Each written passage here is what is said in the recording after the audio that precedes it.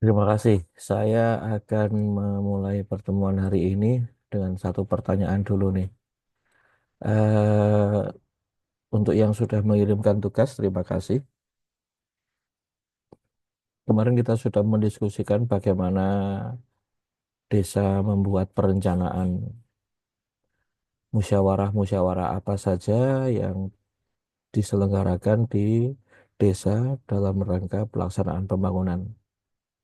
Diawali dengan musrenbang yang kemudian menghasilkan naskah bernama RPJM Desa yang kemudian diterjemahkan ke Rencana Kegiatan Pembangunan RKP Desa.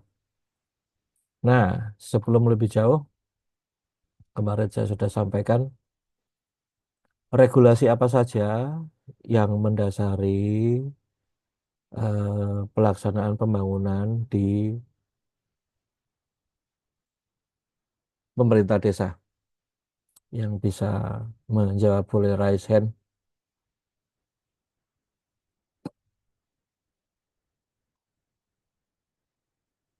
Oke, ya kemarin saya sudah sampaikan bahwa di desa ini sekarang ini ada dua matahari. Yang pertama matahari dari Kementerian Dalam Negeri, yang kedua mataharinya adalah dari Kementerian Desa. Nah, dua kementerian inilah yang saat ini menjadi kiblat dan mengatur tentang pembangunan di desa. 2025 ini ketambahan lagi materi ketiga, yaitu Kementerian Koperasi dengan adanya Instruksi Presiden nomor 11 tahun 2025 tentang pendirian koperasi desa kelurahan Merah Putih. Nah, ini desa diserbu oleh tiga kementerian. Mana yang dianut oleh desa sebagai kiblat dia mengatur dirinya, tapi lepas dari itu desa punya kemandirian. Nah, ini yang dipegang dan menjadi pedoman bagaimana desa harus mengatur dirinya. Nah, saya akan menyampaikan dua regulasi ini terkait dengan pembangunan desa, di mana berkaitan dengan topik diskusi kita di pertemuan kita kali ini, yaitu penyusunan laporan pelaksanaan pembangunan di desa. Sebelum lebih jauh, tidak ada pembangunan tanpa adanya pengelolaan keuangan. Nah, materi tentang pengelolaan keuangan desa sudah disampaikan belum ya? Boleh dibantu salah seorang untuk open mic atau raise hand untuk menjawab, boleh? Pengelolaan keuangan desa, apakah sudah pernah menerima materi tentang Sudah, pengelolaan Bapak. keuangan desa? Sudah ya? Sudah, Pak. Oke, jadi saya tidak banyak mengulik tentang pengelolaan keuangan. Apa itu SKPPKD, bagaimana peran KAUR, bagaimana pengelolaan aset. Nah, saya akan lebih fokus kepada pembangunan desa. Uang itu dimanfaatkan oleh desa untuk melaksanakan pembangunannya. Yang pertama dengan regulasi yang paling paling akhir, yakni Peraturan Menteri Desa tahun 2021. Permendes tahun 2021 ini mendasari bagaimana pembangunan dan pertanggungjawabannya. Agak tumpang tindih memang eh, Permendes 2021 dengan Permendagri 114. Cuman ya desa ya harus manut dengan regulasi yang paling mudah dan yang duitnya paling gede. Saya akan Izin membagikan layar dulu.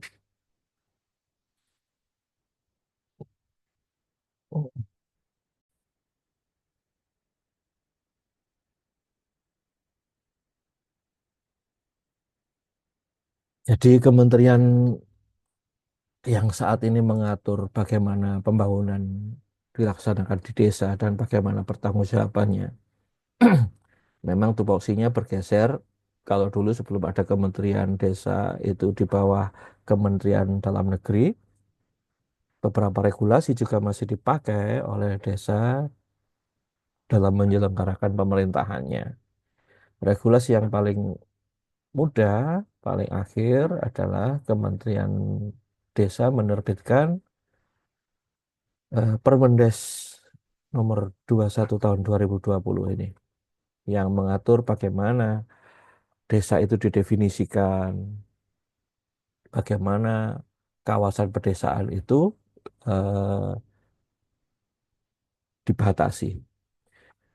Menurut Kemendes 21 ini, desa ini merupakan kesatuan masyarakat hukum yang memiliki batas wilayah dan berwenang untuk mengatur dan mengurus urusan pemerintahan, kepentingan masyarakat setempat berdasarkan prakarsa masyarakat. Ini garis bawahnya. Prakarsa masyarakat, hak asal usul, dan atau hak tradisional yang diakui dan dihormati dalam sistem pemerintahan NKRI. Nah, bagaimana pembangunan di desa dan bagaimana pemberdayaan masyarakatnya. Kalau Kemendagri dulu ini banyak mengatur bahwa pembangunan itu top bottom ya dari atas ke bawah, bagaimana instruksi dari presiden harus dilaksanakan di bawah. Ini hampir-hampir sekarang nih apa terwujud seperti itu lagi. Perintah atasan harus dilaksanakan oleh orang-orang di desa. Yang ini sudah mengingkari dan mulai meninggalkan ruh dari reformasi. Padahal dulu itu sudah bagus ya dengan Undang-Undang Nomor 2014 Nomor 6 yang mengatur tentang desa bahwa upaya meningkatkan kualitas hidup ini harus diupayakan sendiri oleh masyarakat desa dengan memberdayakan dirinya, ya, mengembangkan kemandiriannya, mengatur bagaimana mereka bersikap, meningkatkan pengetahuan, keterampilan, dan memanfaatkan sumber dayanya. Dan pembangunan ini dilaksanakan dari bawah ke atas, disupport finansial oleh pusat. Itu aja. Bukan diperintah dari pusat harus mengerjakan apa baru dikasih duit. Tidak. Konsepnya kalau di Kementerian Desa, mereka mau apa, mau menyelenggarakan apa, dananya berapa, disupport oleh pemerintah, baik pusat maupun daerah. Itu. Nah, disinilah letak desa memiliki kewenangan, di mana kewenangan ini meliputi penyelenggaraan pemerintahan, pelaksanaan pembangunan, membina kemasyarakatan, memberdayakan masyarakatnya, ya, berdasarkan prakarsa, hak asal usul dan adat istiadatnya. Ini yang sekarang ini mulai bergeser. Desa seakan-akan tidak punya kewenangan, tapi disuruh-suruh gitu. Bangun jembatan, harganya sekian. Padahal tidak seperti itu. Yang harusnya dilakukan adalah masyarakat ini butuh tanggul untuk menahan air agar sungai tidak jebol. Butuh uang sekian rupiah. Seperti ini mestinya. Nah, desa kemudian memiliki perangkat bernama pemerintahan desa yang menyelenggarakan usulan ke pemerintahan dan menjalankan kepentingan masyarakatnya untuk menjadi satu dengan NKRI.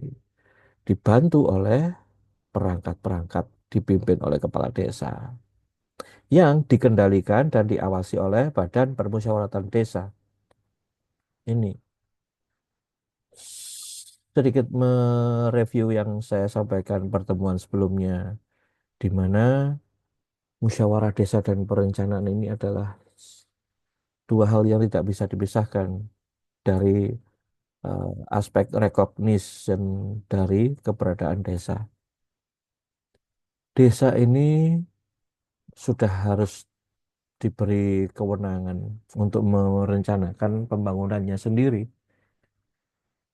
Ya, mereka bisa dengan mendata, kemudian mereka juga bisa menganalisis keberadaan dirinya dan ini yang saya sharing saya belum jalan ya. Oke, oke, oke. Ini apa yang sudah saya share itu sudah sampai sini mestinya tadi. Oke, jadi pembangunan di desa itu dimulai dengan mendata, ya, menggali kebutuhan apa yang dibutuhkan oleh masyarakat, lalu dicatat, diverifikasi, divalidasi, ya.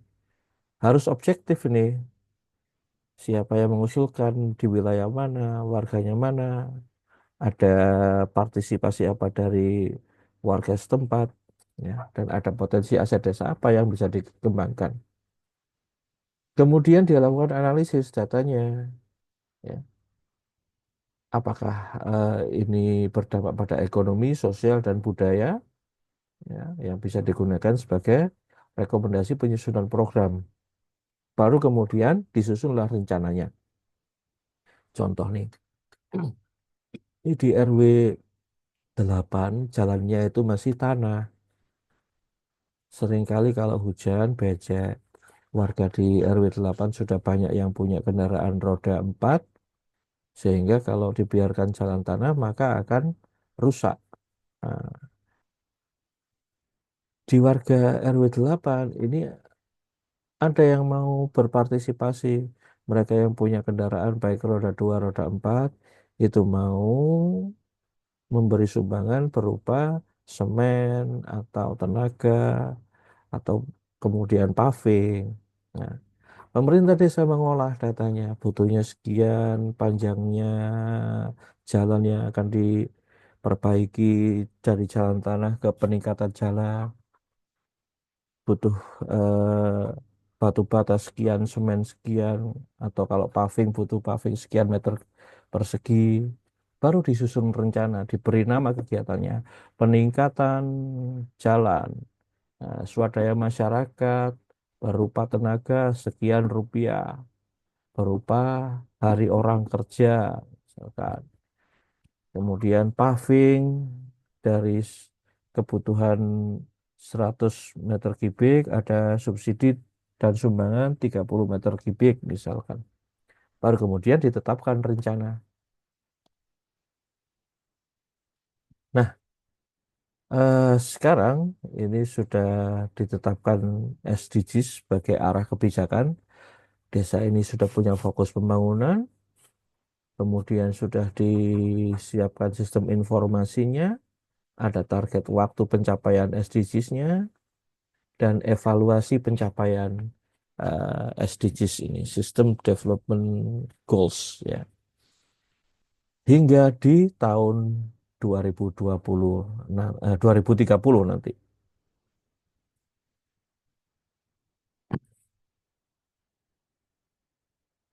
Nah, eh, saat ini pembangunan yang harus dilaksanakan itu harus memiliki prioritas dan tersistem di dalam SID, Sistem Informasi Desa. Ini digunakan untuk menyusun arah kebijakan dan perencanaan, ya, agar bisa dilaksanakan secara efektif dan terukur nanti. Akses data ke SDGs ini bisa dilakukan melalui dashboard di kementerian atau di provinsi dan kabupaten kota. Akses data SDGs yang ada di SID itu dilakukan inputnya oleh pemerintah desa di mana di sana ada pengelola utama. Nah, apa saja yang muncul di dalam dashboard itu? Ya, informasi program-program yang diusulkan ya masuk di desa.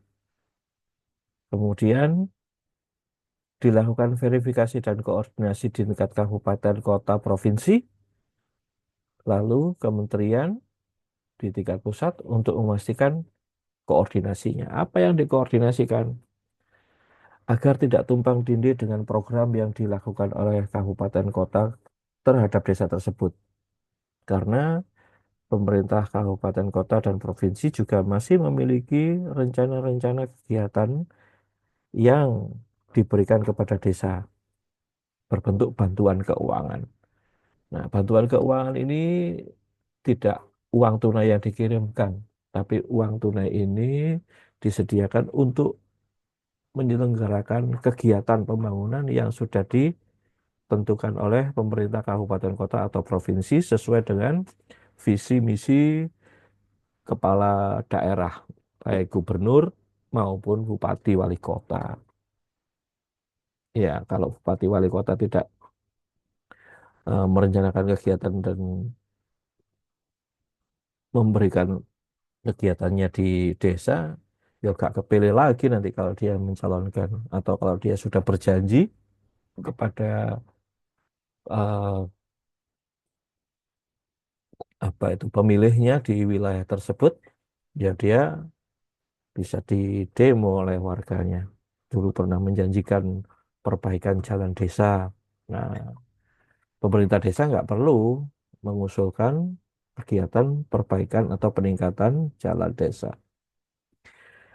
Nah, di SID ini dicatat oleh desa, dituangkan ke dalam format daftar rencana program. Jadi SID ini sebagai platform penampung semua informasi rencana-rencana yang sudah ditetapkan dalam SDGs hingga 2030.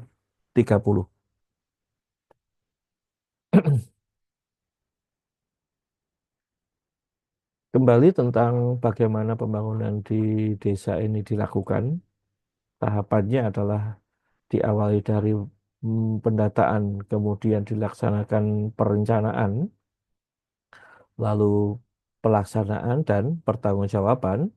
Kita akan satu persatu melihat bagaimana tahapan-tahapan itu dilaksanakan. Pendataan bisa dilakukan oleh warga setempat atau difasilitasi oleh perangkat daerah, ya, kabupaten kota yang melaksanakan urusan pemerintahan, ya, di bidang pemberdayaan masyarakat, ya. Bisa juga oleh KPM, Kader Pemberdayaan Masyarakat, atau pihak ketiga.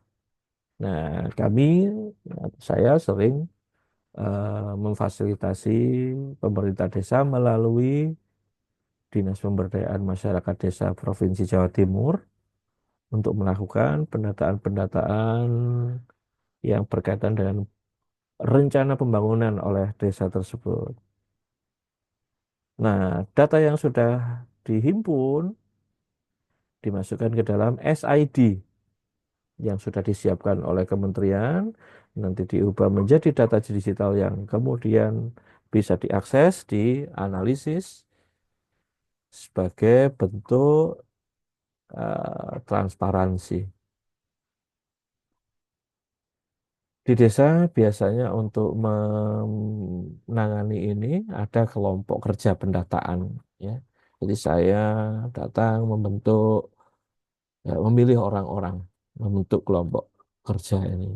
Jadi datang mengajak tokoh-tokoh pemuda, tokoh-tokoh masyarakat untuk, ya, menghimpun diri menjadi tenaga eh, yang mengumpulkan data, ya. Jadi dibina oleh kepala desa, ketuanya nanti dipilih sesuai dengan kemampuan, ya, ada sekretaris dan anggotanya. Paling tidak di dalam kelompok kerja itu ada keterwakilan perempuan untuk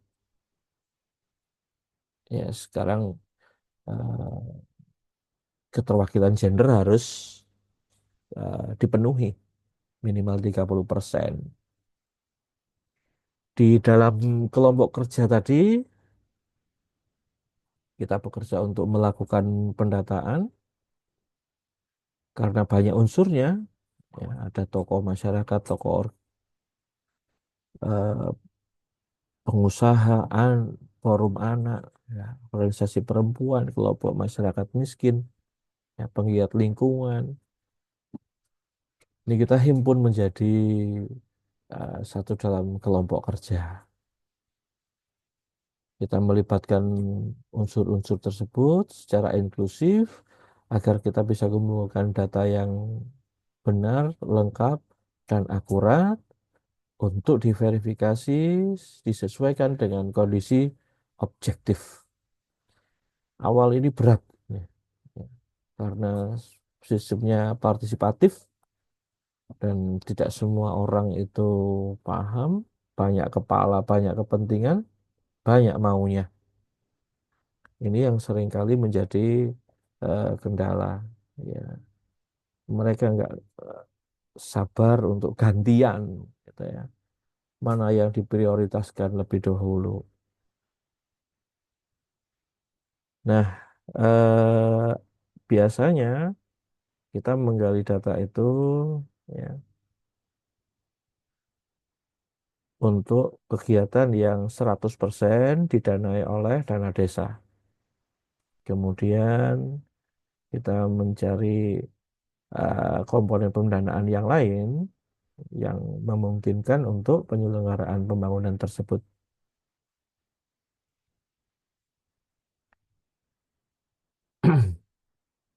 Nah, di dalam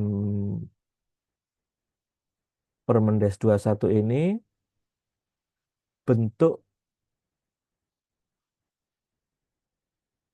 pertanggungjawaban, ini saya langsung ke pertanggungjawabannya karena ini kemarin sudah kita bahas.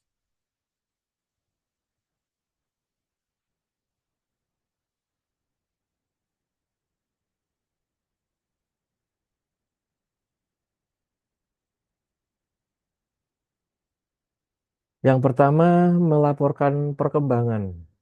Jadi ya tidak hanya dilaporkan hasilnya, tapi juga perkembangannya, yaitu proyek ketika 0%, 50%, 75% sampai 100%. Pembangunan yang dilaksanakan di desa itu biasanya ada tim yang bernama tim LAK gitu ya. Tim LAK atau TPK macam-macam sebutannya ya. Ada yang menyebut tim LAK, ada yang menyebut TPK gitu. Mereka ini yang melaksanakan kegiatan baik pembangunan fisik maupun non fisik ya. Komponennya macam-macam ya. Tim LAK ini biasanya dipimpin oleh LKM, tapi dia boleh merekrut tenaga ahli dari luar, gitu ya.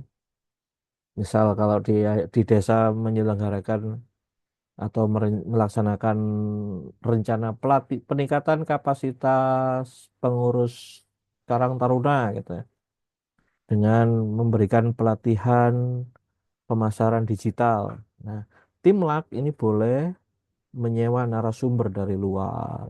Nah, mereka hire membayar narasumber dari luar, diselenggarakanlah kegiatan bernama peningkatan kapasitas pengurus Karang Taruna. Ya. Nah, kegiatan inilah yang dilaporkan oleh tim LAK. Ya. Apa saja kegiatannya, berapa uang yang digunakan untuk kegiatan tersebut, mulai dari honor narasumber, membeli background untuk kegiatan, eh, makan minum, gitu ya, snack box atau lunch box, lalu capaian target, lokasi kegiatan, kelompok sasarannya apa, ya, dan daftar pelaksanaan. Nah, laporan ini diinput ke dalam sistem informasi desa yang oleh kepala desa ditandatangani secara elektronik. Selain pelaporan perkembangan, dilaporkan juga pemanfaatan dan keberlanjutannya ya dengan melihat pendataan hasil kegiatan. Karang Taruna setelah dilatih ini gimana? Ada perubahan apa? Apakah hanya begitu-begitu saja? Ya. Apakah pemerintah desa nggak sia-sia mengeluarkan uang untuk pelatihan digitalnya? Itu. Nah, juga kemudian melakukan evaluasi pada keberlanjutan. Ya. Penyusunan laporan ini dilaksanakan oleh tim lab kepada kepala desa yang nanti disampaikan dalam musyawarah pertanggungjawaban. Nah, sekarang lebih detail tentang pelaksanaan penyusunan laporan.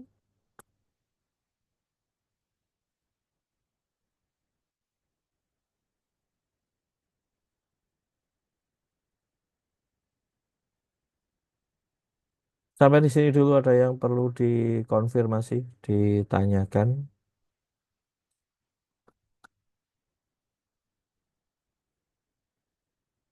Yakin tidak ada? Baik,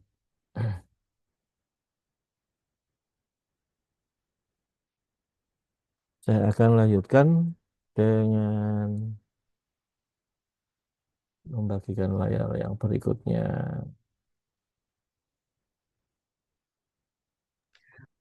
Pak, izin untuk Mm-mm. bertanya. Silakan. Oleh, boleh.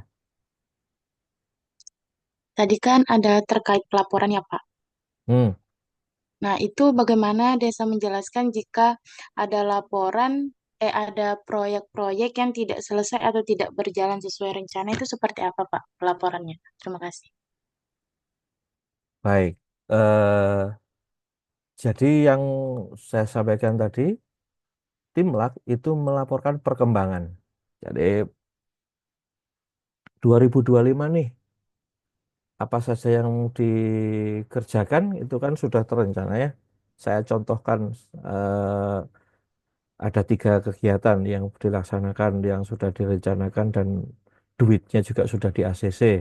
Satu, pelaksanaan pelatihan peningkatan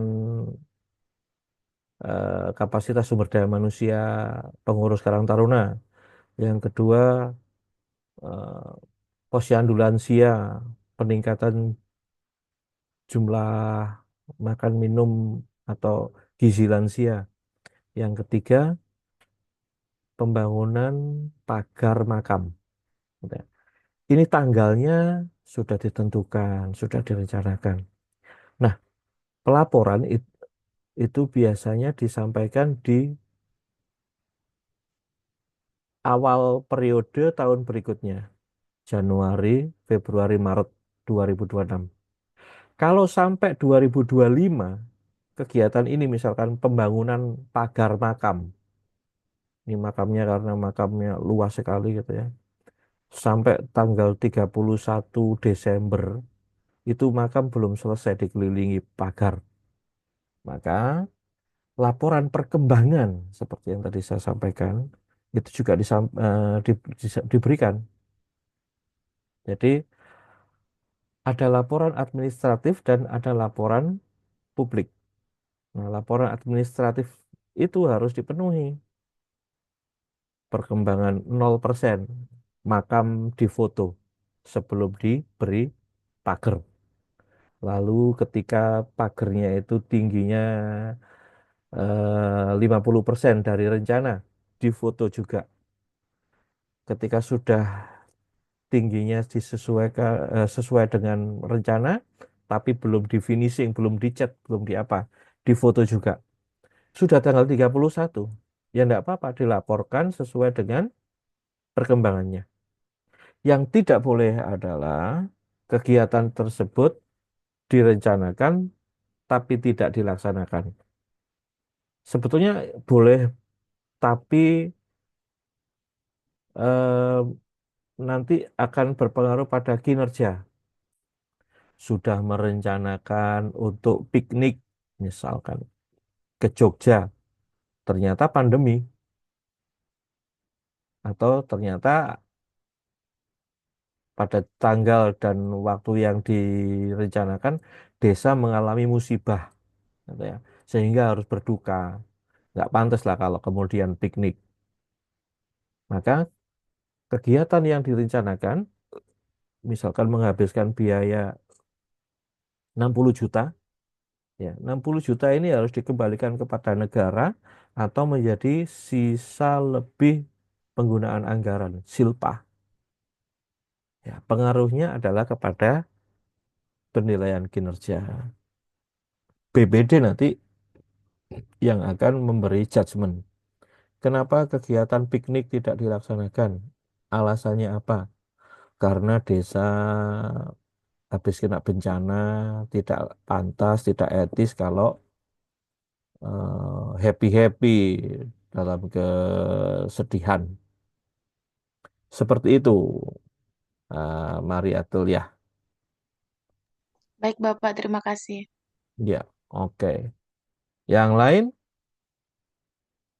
boleh di tengah saya menyampaikan, nanti Anda boleh bertanya. Nah, bagaimana laporan pelaksanaan kegiatan itu disusun?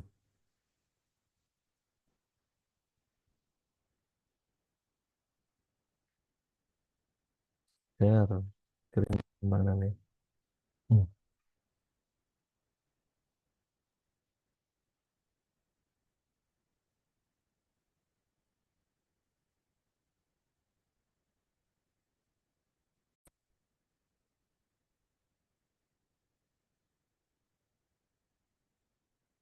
Jadi, penyusunan laporan ini bagian dari instrumen yang harus dijalankan oleh pemerintah desa.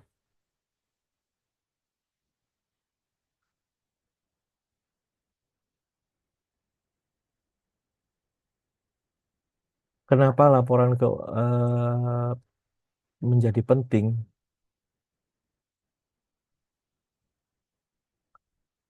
Karena bisa digunakan untuk menilai kinerja, melakukan perbaikan agar di masa mendatang menjadi lebih baik.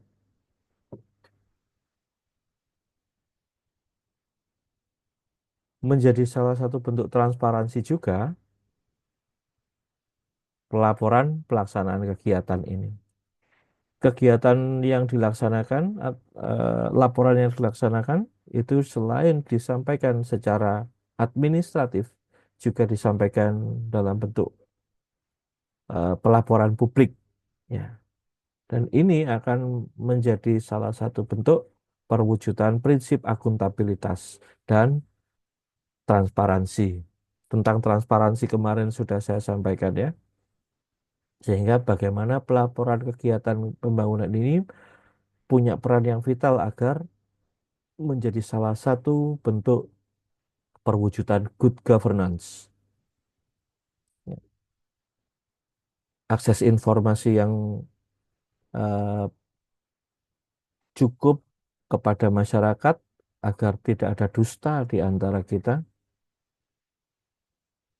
antara pemerintah desa dengan rakyatnya, maka pelaporan ini menjadi sangat penting.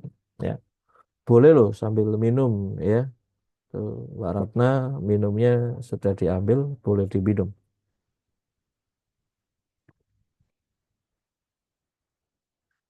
Saya sudah 40 menit ngomong, harus membasahi tenggorokan. Sambil makan juga boleh. Jovan, makan enggak apa-apa, Jovan. Ya. Rozik, gimana Zik? Sudah makan siang, Zik? Kok nggak kelihatan wajahmu, Zik? Nah, transparansi ini bentuk pemerintah desa memberikan akses informasi bagaimana dana digunakan dan bagaimana masyarakat bisa menilai kinerja pemerintah desanya.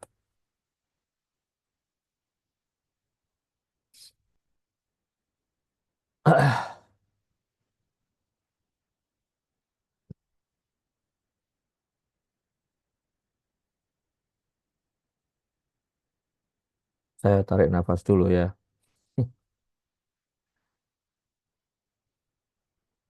Di Undang-Undang Nomor 6 tahun 2014 tentang desa itu setelah mengatur bagaimana kewenangan desa dalam mengelola keuangan, bagaimana partisipasi masyarakat dalam pembangunan bisa dilaksanakan, ya. Undang-Undang Nomor 6 ini juga menjadi tonggak penting bahwa pemerintah desa juga harus mengungkapkan apa yang direncanakan, apa yang dikelola, ya, secara transparansi, akuntabel, partisipatif, tertib, dan disiplin anggaran. Seringkali kita lupa bahwa uang yang digunakan itu bukan uang pribadi, tapi uang publik, dana publik. Nah, regulasi inilah menjadi dasar hukum utama dalam pengelolaan keuangan dan pembangunan yang ada di desa di Indonesia. Ya, lahirnya Undang-Undang Nomor 6 ini menjadi tonggak. Ya. Baru kemudian peraturan-peraturan menteri yang tadi saya ceritakan, Permendas 21, Permendagri 114, ya, itu ya berdasar pada Undang-Undang Nomor 6 ini. Diterjemahkan dalam peraturan pemerintah di tahun 2014, ya, menjabarkan pelaksanaan undang-undang ini termasuk pengelolaan keuangan dan sistem pelaporannya menggunakan Siskaudes, pembangunan di SID, ya. SID-nya jangan keliru STTID ya, tapi SID, ya. Sistem Informasi Desa. Yang kemudian PP 43 ini diubah oleh PP nomor 47 memperjelas tahap perencanaan pelaksanaan dan pelaporan termasuk format dan mekanisme pelaporan yang harus dilakukan.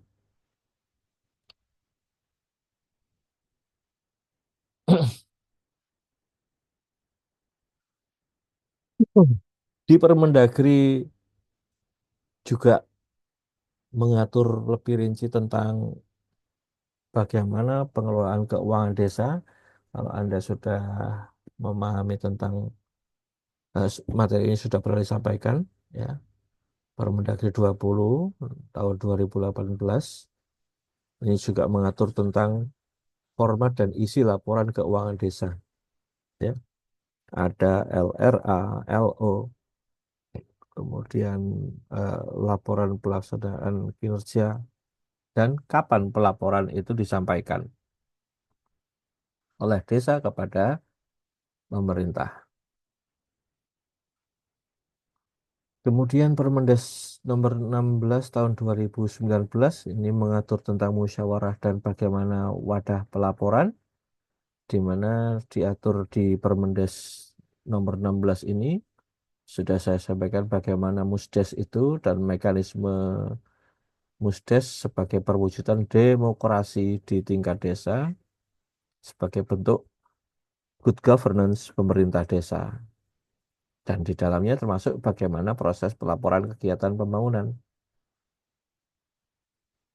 Diatur juga secara teknis bagaimana pelaporan pembangunan di desa ini oleh peraturan bupati dan wali kota agar bisa mengadaptasi kebutuhan lokal serta ada panduan secara teknis untuk desa-desa yang lebih spesifik karena desa di Jawa itu beda dengan desa-desa di Sumatera, ya. Di Sumatera saja, Sumatera bagian utara dengan Sumatera bagian selatan itu sudah memiliki karakteristik yang macam-macam.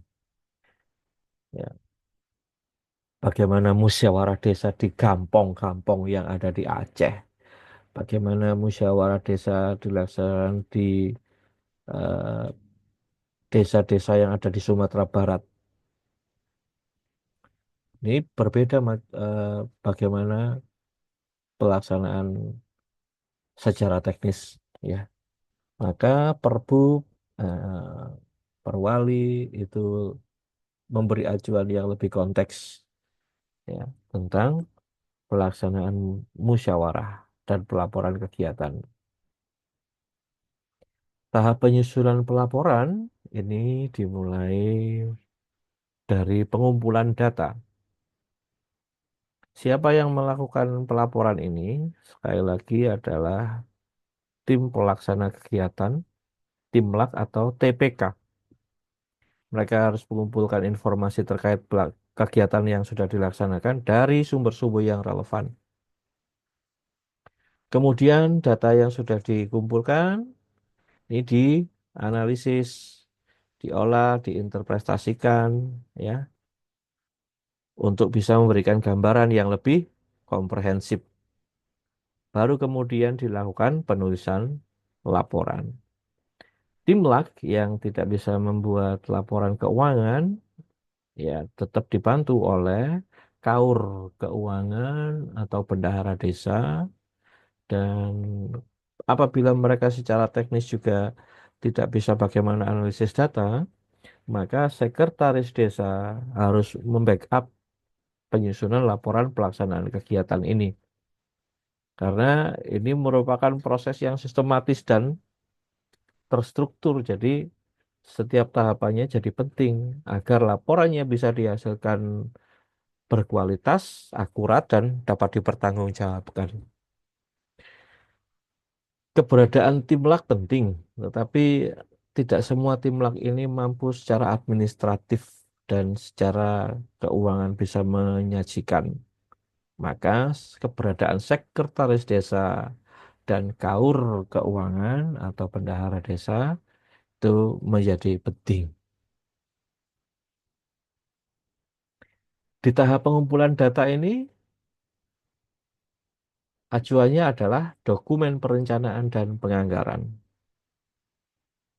lalu catatan pelaksanaan kegiatan dan hasil survei kepuasan masyarakat, serta transkrip wawancara dengan pemangku kepentingan. Jadi yang dilaporkan tidak boleh keluar atau jauh dari apa yang sudah direncanakan. Misalkan ini tadi saya contohkan adalah kegiatan peningkatan kapasitas sumber daya manusia pengurus Karang Taruna, yaitu pelatihan digital marketing. Ya, direncanakan snack box atau konsumsi satu kotaknya 15.000, honor narasumber 1,5 juta, ya. Kemudian sewa gedung 500.000, membuat background kegiatan 250.000, foto dan dokumentasi 200.000. Dokumen perencanaan ini yang harus dilaporkan, ya, rencananya membayari narasumber 1,5 juta, harus ada kwitansi, tanda terima, narasumber tanda tangan 1,5 juta.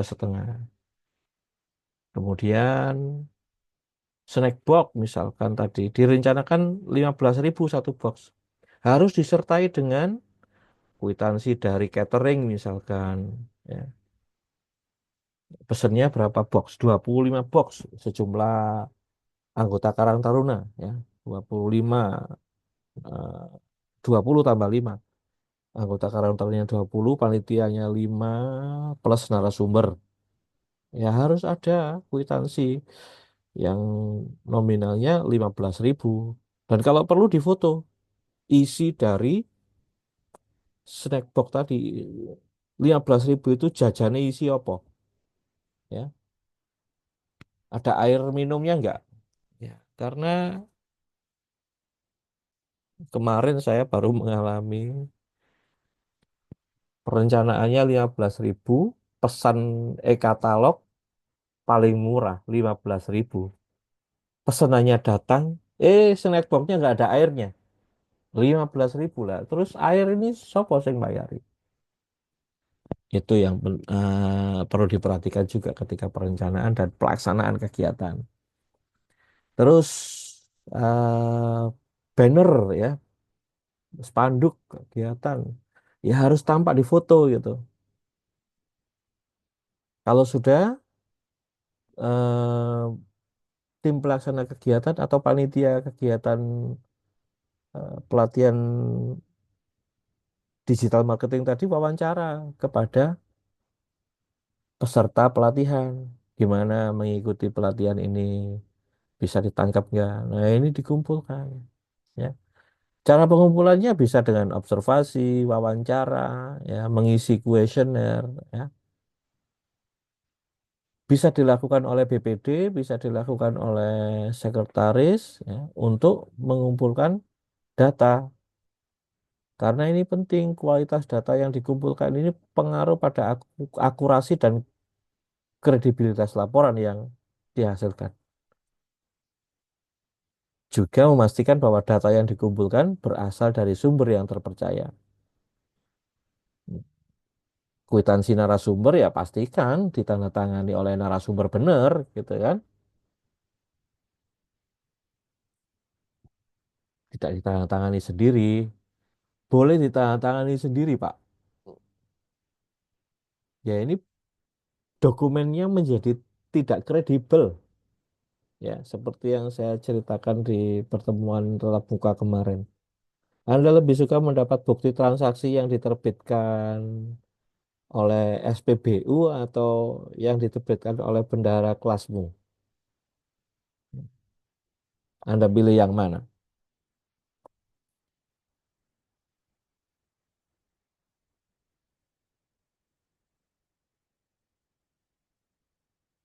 Nah, setelah data dikumpulkan, dianalisis datanya. Seperti apa proses analisis ini? Ya diverifikasi, benar nggak nih tanda tangan narasumber pelatihan ini? Beli snack box, cateringnya memang ada di desa ini atau di luar desa? Bener nggak ini cateringnya harganya 15.000? Wah, nggak yakin dia divalidasi.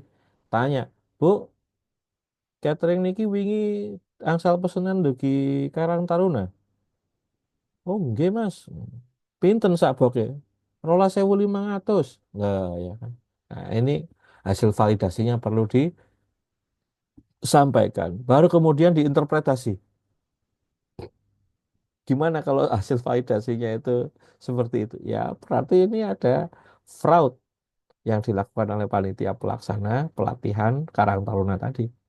Dan ditarik kesimpulan, data yang dianalisa tadi, bahwa kegiatan ini bisa efisiensi dari rencana 15.000 bisa efisien 2.500 untuk makan minumnya. Lah terus duitnya gimana, Pak? Ya dikembalikan kalau memang ada lebihnya. Tidak boleh kemudian faktanya 12.500 Anda meng-SPJ-kan 15.000 lah. Ini fraud ini. Lah Pak, biasanya begitu ini oleh desa dibiarkan atau dilaporkan atau disanksi, Pak, melihat kasusnya ya. Sekarang ini sudahlah, tidak ada yang tidak bisa didiskusikan gitu. Jadi ya kalau taruna iki 2.500 ping selawe box loh. Lumayan ini ada petung atau 50.000. Wis salah Pak Lurah petung 55.000 ae kok. Kayak nambah kas sekarang tuh lah. Ya wis lah kene kwitansimu tulis 15.000. Kayak gitu-gitu itu masih ada. Terus apa mau dibiarkan? Ya jangan lah ya.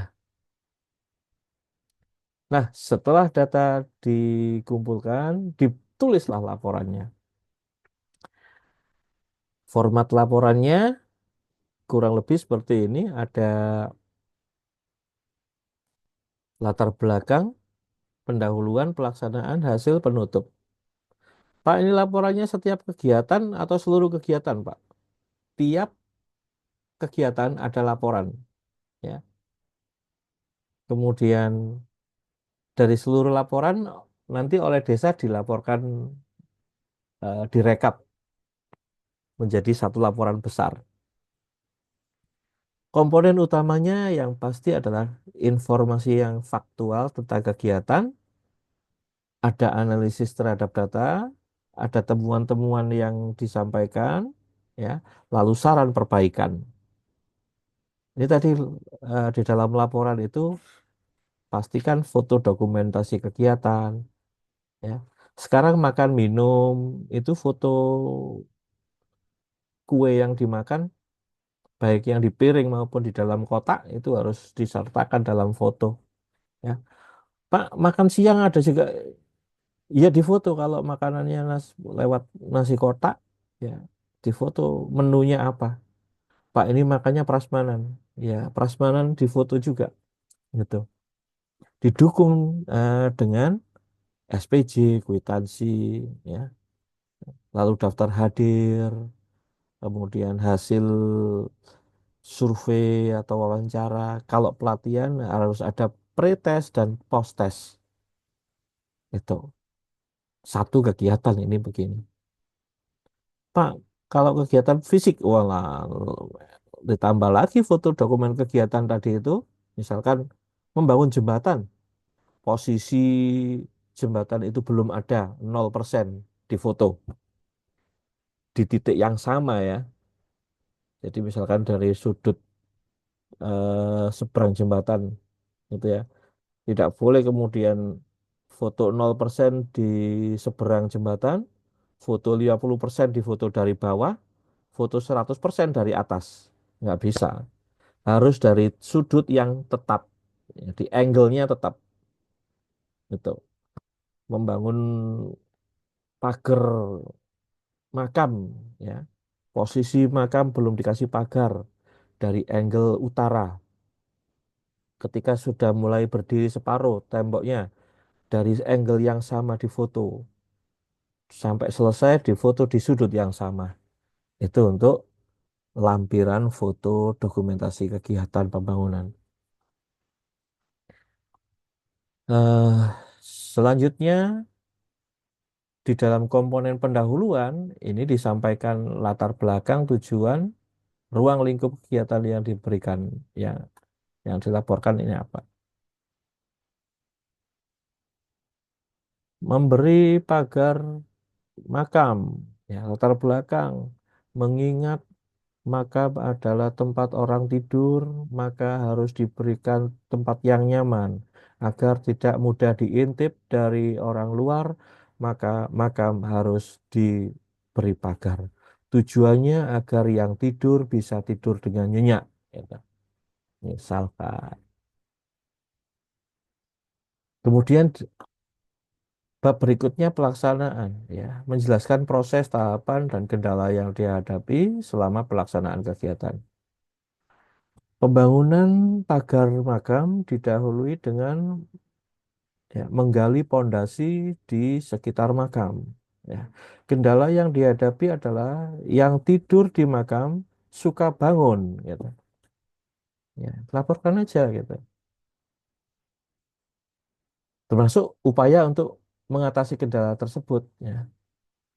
Kendala mengatasi yang di makam terbangun, dinina bubukkan lagi mereka-mereka yang sedang tertidur dan terganggu.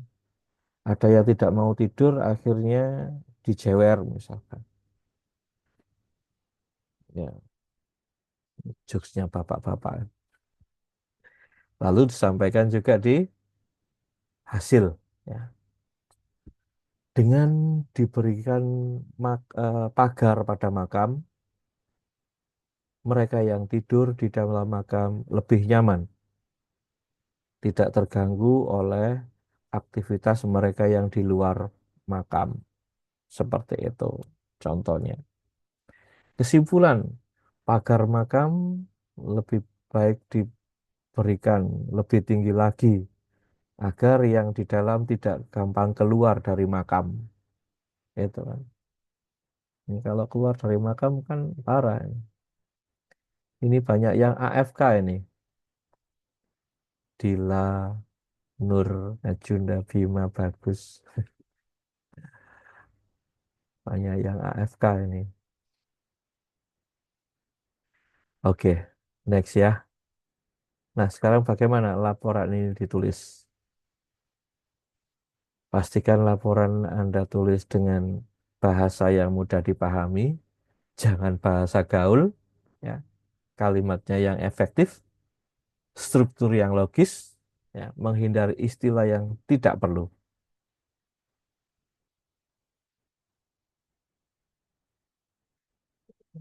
Pagar makam diberikan agar bisa tidur dengan nyenyak, yang bisa sleeping beauty, gitu. Sudahlah tidur tidur aja. Makam, ya, yang meninggal biar tidur dengan nyenyak.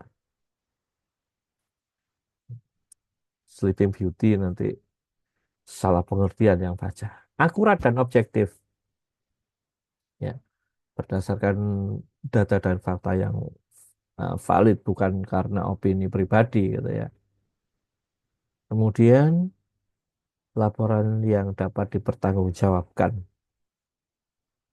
Agar bisa dipertanggungjawabkan, maka laporan tersebut harus dilengkapi dengan bukti, referensi yang mendukung pernyataan, ya, memastikan keabsahan sumber informasi. Jangan kemudian menyatakan bahwa pagar makam penting dibangun, ya, karena yang tidur menjadi lebih nyenyak. Ya, Anda tidak menyertakan bahwa Anda sudah mewawancarai mereka yang sedang tidur di makam, gitu ya. Gitu ya. Sumber informasinya harus ditanya. Ini ada makamnya Bu Suminten, ya. Bu Suminten sudah ditanyain, apakah nyenyak Bu kalau makamnya sudah ditembok, gitu. Sudah dipagar gimana manfaatnya, gitu. Ya, panitianya didatangi di dalam mimpi. Terima kasih anakku, makamku sekarang jadi nyaman karena sudah kamu tembok pagarnya, gitu. Ya, itu disampaikan bahwa panitia didatangi dalam mimpi oleh mereka-mereka yang sudah meninggal karena makamnya sudah diberi pagar. Ya, para jenazah mengucapkan terima kasih kepada pemerintah desa, ya, dengan cara setiap malam mereka nongkrong di pagar, gitu. Asik gitu kan. Ya, kan kalau diperhatikan itu saya sering melihat perencanaan pembangunan itu memagar tembok makam ini loh. Buat apa gitu? Makam di tembok gitu. Padahal nggak ditembok juga nggak akan lari mereka tuh. Ya, itu kalau ditembok malah dipakai nongkrong itu untuk yang terutama yang baru meninggal meninggal itu nongkrong. Saya nggak habis pikir desa yang memberi apa merencanakan kegiatannya membangun tembok makam. Semoga desa kalian nggak ada yang bisa membangun tembok makam itu ya. Protesan kalau bakal tembok. Mending tembok sekolahan atau apa gitu. Tembok makam dibangun ala Mojopahitan. Mojokerto banyak itu. Ya. Nah, berikutnya dokumentasi yang tadi saya sampaikan, ya. Kalau yang fisik harus ada tahapan 0%, 50%, 75%, dan 100% dari sudut yang sama. Gitu. Jangan 0% dari samping, nanti 50% dari tengah, 100% dari atas. Tidak boleh demikian. Ini penting untuk mempertanggungjawabkan. Kemudian ada papan proyek. Gitu. Ya, papan proyek, kalau contoh ini ada di slide yang, ya, di slide ini digambar yang mana? Kiri, tengah, atau kanan? Kanan. Ya, salah satu contoh papan proyek adalah yang kanan. Memuat apa saja papan proyek itu? Jenis kegiatan, lokasi kegiatan, volume kegiatan, anggarannya berapa, sumber dananya, pelaksananya siapa, dilaksanakan kapan. Ya, papan proyek ini. Untuk kegiatan yang non fisik bagaimana? Apakah harus ada papan proyek? Tidak. Papan proyek ini untuk yang fisik, untuk yang non fisik, seperti contoh di sebelah kiri papan proyek, itu disediakan banner atau spanduk dan difoto. Gitu ya. Pak, sekarang kan udah nggak zaman, Pak, menggunakan banner spanduk. Kalau ada videotron, ya, di jadi backgroundnya ya udah difoto itu aja. Berarti tidak ada belanja spanduk. Sudah ada videotron, masih ada belanja spanduk. Iku jenenge perencanaan yang bodoh, ya, tidak efisien. Udah punya videotron masih pesen banner, masih pesen spanduk. Besarnya sama seperti videotron. Ah, ya, ini kan rencana yang bodoh. Ya, saya masih temui itu. Desa-desa sudah punya videotron. Lebarnya itu sudah seperti spanduk. Ya kan bisa. Nggak usah pesen spanduk. Videotronnya itu aja diganti sesuai kegiatan. Difoto sudah. Nggak usah pesen banner lalu dipasang, dipalu, Ah, banner itu minimal harganya 1.000 loh. Nah, kalau 10 kegiatan sudah 1 juta itu. Boros sudah. Ya, dokumentasi kegiatan. Kemudian, nah, ini lebih detail tentang tim pelaksana kegiatan. Mereka ngapain? Mereka itu siapa? Ya, tim pelaksana kegiatan ini biasanya merupakan anggota dari LPM, Lembaga eh, Pemberdayaan Masyarakat (LPM) di tingkat desa. Ya, isinya macam-macam. Ada arsitek yang rumahnya di situ, ada pengusaha, ada tokoh masyarakat. Kalau mau melaksanakan kegiatan pembangunan jembatan, ya mereka pimpinan proyek yang melakukan pengadaan, mencari kontraktor, mencari vendor bangunan, dan seterusnya. Intinya mereka melaksanakan kegiatan yang sudah direncanakan dan sudah ditetapkan. Lalu mengumpulkan data dan menyusun laporan dan berkoordinasi dengan perangkat desa yang berkompeten. Selanjutnya di desa juga satu instrumen yang memiliki peran, ini jangan sampai ke distract dengan ilustrasi foto ini ya. Ini ada anggota BPD sebelah nomor 2 dari kanan itu cowok apa cewek itu?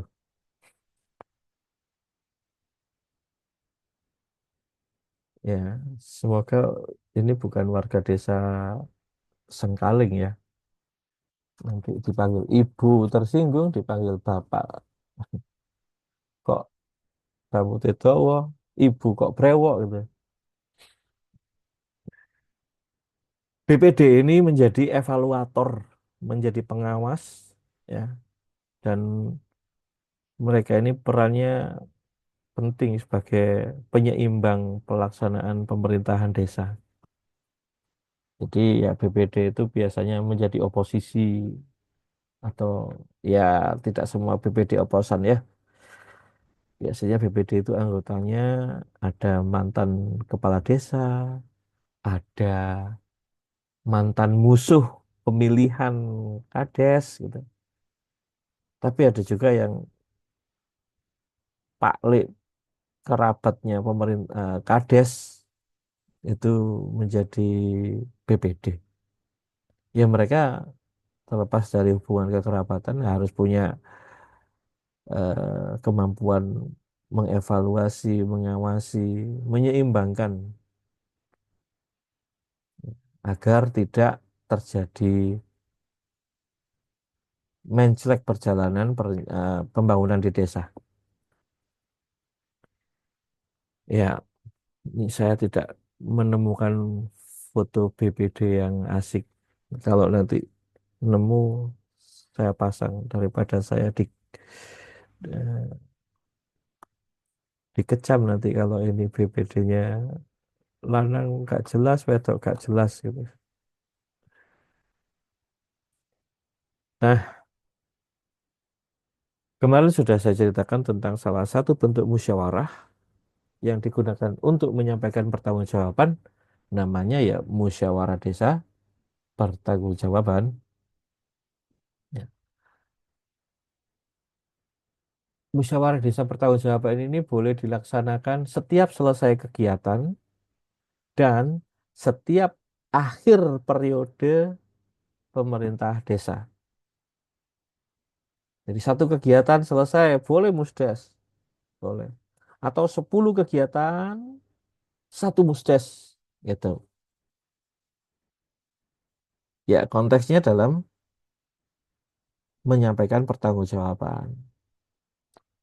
Misal ada koperasi desa nanti, lalu ada badan usaha milik desa nanti, BUMDes ada, KOPDes ada. Nah, mereka ini mempunyai musyawarah desa masing-masing sebagai forum untuk mempertanggungjawabkan. Nah, kalau masing-masing bikin gitu kan, ya, desa itu bolak-balik rapat, capek. Boleh diselenggarakan satu waktu. Isinya ya disampaikan pertanggungjawaban kegiatannya BUMDes dan pertanggungjawaban kegiatannya KOPDes. Loh Pak, lah bangun jembatan kan perlu juga pertanggungjawaban. Di situ juga. Kemarin pelatihan digital marketing Karang Taruna di situ juga. Nah, musyawarah desanya itu boleh di satu forum tunggal atau beberapa jadwal. Ya menyesuaikan dengan kesibukan dan ketersediaan masyarakatnya. Ketersediaan kepala desanya, ketersediaan BPD-nya, dan ketersediaan pelaksana kegiatan, serta masyarakat yang diundang untuk berpartisipasi. Ini penting masyarakat harus dihadirkan, ya, karena laporan ini butuh umpan balik, ya, dari masyarakat secara langsung untuk memberikan masukan, memberikan saran agar laporan yang disampaikan ini bukan laporan yang mengada-ada, tapi betul-betul laporan ini kegiatannya ada, bisa dilihat manfaatnya. Ya. Nah, musyawarah desa ini fungsinya ya sebagai forum tertinggi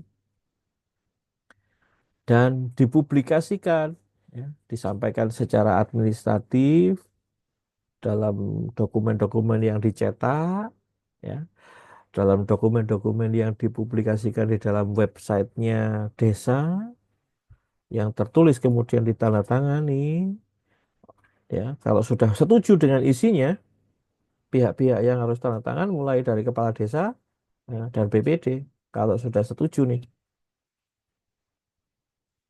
kalau memang ada perbaikan-perbaikan setelah musyawarah desa, boleh sepanjang bukan perbaikan mayor gitu ya, tapi perbaikan minor, misalkan salah ketik, salah menjumlah gitu. Jangan kemudian laporan pertanggungjawaban pembangunan jembatan, perbaikannya mayor. Jembatan direncanakan besi, dibangun pakai triplek. Ini mayor ini, ya, ya pasti menuai kecaman. Jadi laporan disampaikan kepada PPD dipresentasikan. Jadi musyawarah desa itu hanya forum memaparkan, ya, menerima umpan balik, lalu perbaikannya harapannya minor. Jangan dimusdes, hasilnya perbaikan mayor. Wah, ini sudah buang-buang duit negara ini. Ya, lalu disampaikan melalui media massa, di website, di Instagram desa. Karena sekarang desa sudah medsosnya oke-oke ya.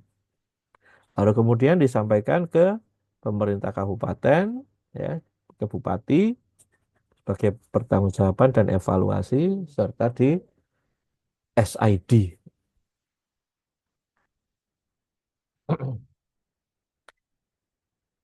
Mohon izin minum dulu. Yang lain juga boleh minum. Silakan. Jovan minumnya.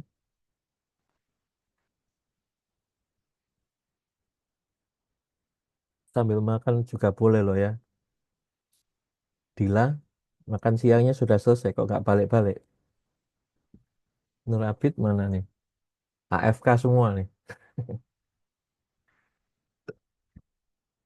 Nah, laporan ini digunakan untuk evaluasi. Ya, evaluasi yang sekarang dan yang akan datang. Membangun jembatan dari besi. Ternyata tidak dari besi, dari bambu. Mampunya dari bambu. Karena tidak ada yang mampu atau lahannya tidak kuat untuk dari besi. Ya udah ini evaluasinya. Besok kalau merencanakan atau membangun jangan dihitung sendiri, memanggil tenaga ahli gitu. Itu. Lalu juga bisa digunakan sebagai dasar perencanaan di periode selanjutnya. Itu tadi. Kalau nggak bisa menghitung sendiri ya panggil orang ya. Dan untuk mengidentifikasi masalah. Nah, seringkali ketika pembangunan dilaksanakan, ya muncul nih. Bangun jembatan, loh ini tanahnya belum dibebaskan, lah ini masih harus dibayar lagi.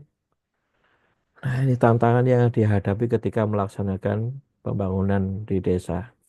Ya, baru kemudian ketemu masalah, wah ini tanahnya belum disertifikatkan, ya udah nggak bisa diganti. Ya, munculnya masalah itu ketika sudah berjalan. Bagaimana laporan ini tersusun dan bagaimana selama ini best practice penyusunan laporan? Yang saya sampaikan dari depan sampai tadi itu adalah hal yang ideal ya. Saya mengulang lagi, Anda akan berhadapan pada kondisi ideal dan realita. Nah, laporan yang saat ini sudah diproduksi oleh pemerintah desa, ya, itu masih banyak kekurangan-kekurangan. Data yang akurasinya kurang, ya, data yang tidak komprehensif, ya, dokumentasinya tidak oke, ya. Ya itu tadi, saya sering menemukan foto 0%, 50%, 75% dan 100%. Itu sudutnya, ya, angle pengambilan gambarnya beda-beda. Ya, itu tidak bagus. Yang bagus adalah sudut pengambilan fotonya di titik yang sama. Itu. Ya, perbaikannya itu. Kesadaran mendokumentasikan sejak awal. Lu ini gak difoto lah, ini Pagernya sudah jadi mau balik 0% gimana caranya? Lupa. Kemudian keterbatasan kemampuan teknis menyusun laporan ya. Ini jangan desa yang terpelosok ya. Desa yang di kota-kota, dekat kota besar gitu. Gresik gitu, Yoso Wilangun ini. Mereka membuat laporan keuangan. Ntar saya tunjukkan ini ya. Saya mau tunjukkan laporannya desa yang dekat dengan metropolitan. Itu se ini dia mengakhiri. Nah, desa yang dekat dengan metropolitan itu laporannya kayak gini. Aduh, kalau Sumenep begitu ya, saya maklum ya. Situ Bondo gitu. Maaf ada yang situ Bondo nggak di sini? Oh nggak ada ya. Blok M nggak ada ya di sini ya. Ada yang Blok M khawatir tersinggung saya. Saya mau tunjukkan ini. Ini laporannya Blok M ada. Gresik. Nah, ini saya tayangkan ya. Ini laporan laba rugi. Ditulisnya laporan rugi laba. Coba, laporan keuangan rugi laba. Isinya pendapatan pengeluaran, laba rugi. Seperti ini. Ini Anda yang divisip mungkin, oh ya sudah begini nih Pak, bener Pak. Nah, ini ketemu anak Febi akuntansi ya diketawain ini. Ya. Ini Gresik loh ya. Sebelahnya kota metropolitan Surabaya. Banyak perguruan tinggi keren di Gresik. Ada Universitas Petrokimia. Eh, kurang canggih apa? Tapi desa ini desa mana ini? Eh, Desa, enggak ditulis desa. Oh ya kan, nggak ditulis desanya. Iya, desa Yosowilangun pokoknya. Yosowilangun itu kan pabrik gede-gede ada. Itu eh Republik kita. Ya, Republik kita itu. Ya, mau bagaimana lagi?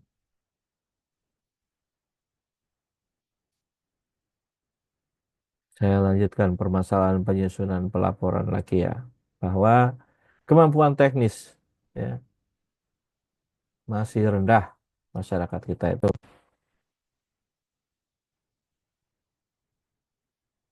Solusinya ya kasih pelatihan, pendampingan, dan ini juga nggak kurang-kurang loh ya. Pelatihan, pendampingan itu. Saya merekrut banyak orang untuk menjadi pendamping di badan usaha milik desa. Untuk mendampingi mereka menyusun laporan keuangan, melatih mereka membuat laporan keuangan. Tapi ya gitu, ya masih rendahnya partisipasi masyarakat. Ya, ini akhirnya mengurangi kualitas. Laporan kayak gitu itu disampaikan ke bupati, wali kota, gubernur. Itu kan kayak ya kalau gubernurnya sama-sama nggak paham, bupati wali kotanya sama-sama nggak ngerti sih nggak apa-apa. Oh iya bagus ini laporannya. Bayangkan ditulis laporan rugi laba dari situnya aja udah salah. Terus ya ya memang harus sering disosialisasikan, diedukasi bagaimana pelaporan itu. Ini satu jenis pelaporan yang kecil loh ya.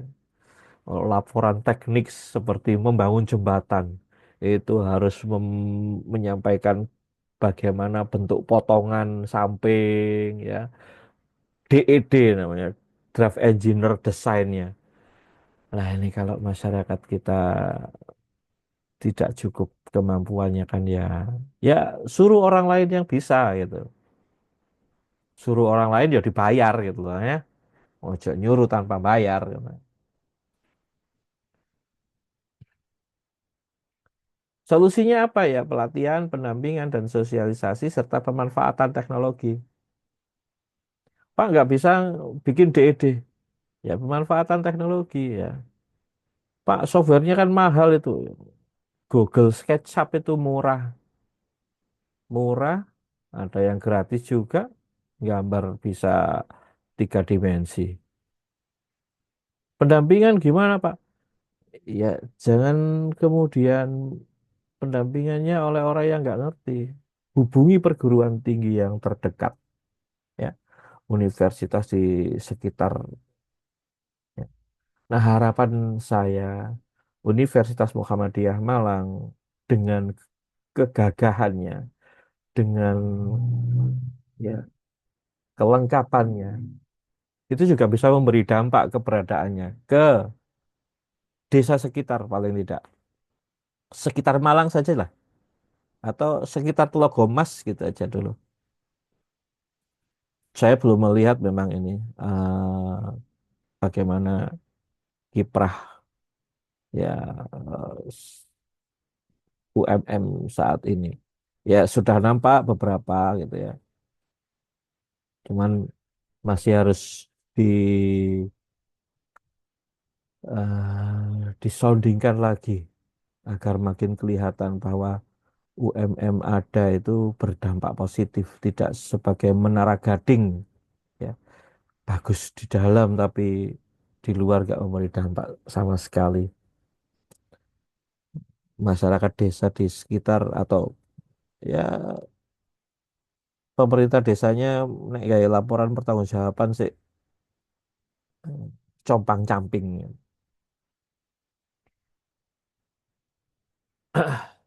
Pemanfaatan teknologi saat ini sudah luar biasa. Kalau di desa membuat laporan keuangannya sudah dibantu oleh Siskeudes yang dibuatkan oleh BPKB, ya.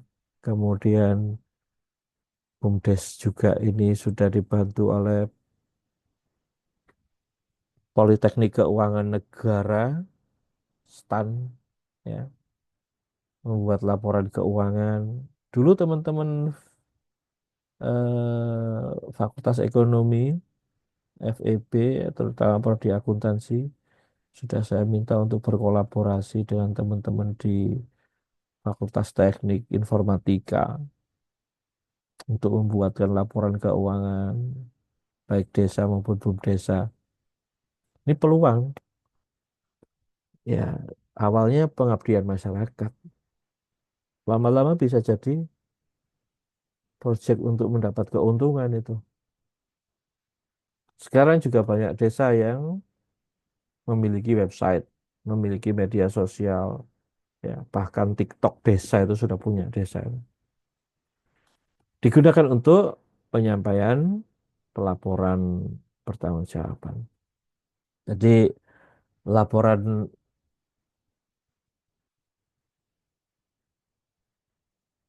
kegiatan desa bisa dibuat seperti ini sistematikanya, halaman judul, kemudian pengantar dan daftar isi, pendahuluannya berisi latar belakang tujuan ruang lingkup, kemudian bab berikutnya pelaksanaan kegiatan, disampaikan hasil-hasilnya, penutup dan lampiran.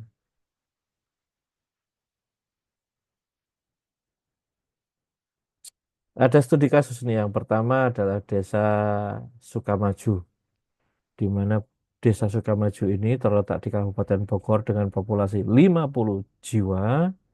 Desa ini punya potensi eh, pertanian dan pariwisata. Fokus keberhasilannya adalah melibatkan partisipasi masyarakat dalam tahapan pelaporan kegiatan. Pendekatan partisipatif menghasilkan laporan yang komprehensif dan akuntabel. Ya, partisipasi masyarakat di Desa Sukamaju Dalam perencanaan, masyarakat terlibat dalam perencanaan. Masyarakat berpartisipasi di pelaksanaan pembangunan.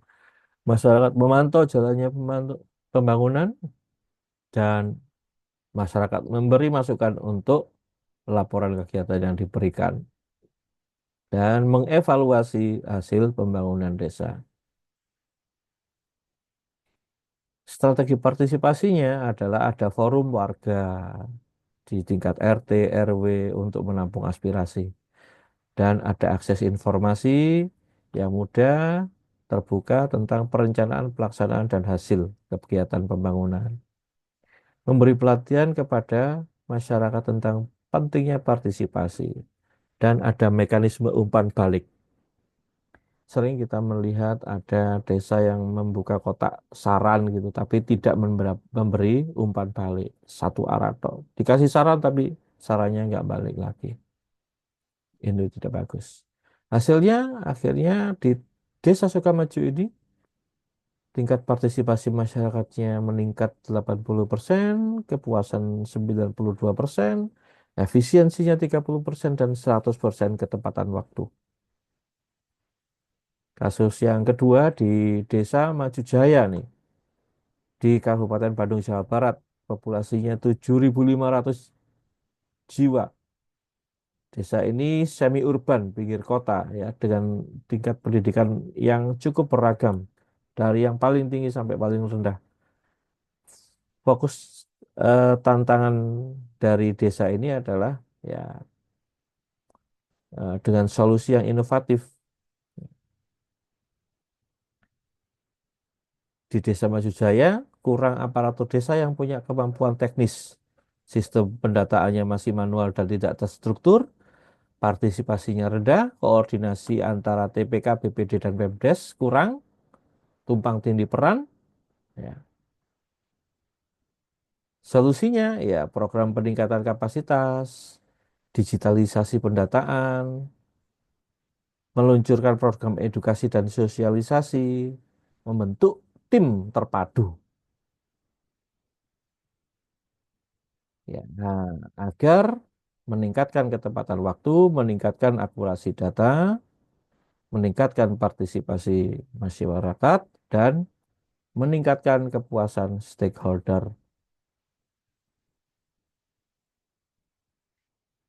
Dua studi kasus ini, Desa Sukamaju dan Desa Maju Jaya, fokus utamanya partisipasi masyarakat. Maju Jaya mengatasi tantangan teknis. Desa Sukamaju ini pendekatannya bottom up dari masyarakat ke atas, sementara Desa Maju Jaya ini top down, ya, dari pemerintah ke desa, ya, dari pemerintah desa ke masyarakat. Kenapa? Ya karena dengan seperti itu Desa Sukamaju punya dukungan masyarakat yang kuat. Desa Maju Jaya, ya mereka harus diangkat, gitu ya, diangkat dulu. Tantangannya koordinasi yang beragam di Desa Sukamaju, sementara di Desa Maju Jaya keterbatasan SDM dan sistemnya. Diharapkan nanti laporannya lebih komprehensif di Sukamaju dan di Maju Jaya meningkat lebih efisien dan akurat.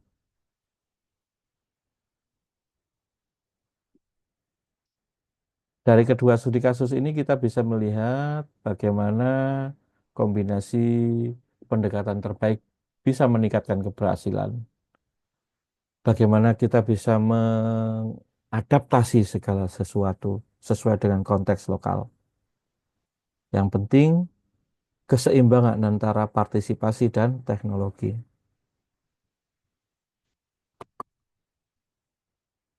Ya, eh, kalau ada beberapa hal yang sering ditanyakan, ini yang pertama adalah kenapa laporan pembangunan desa itu penting?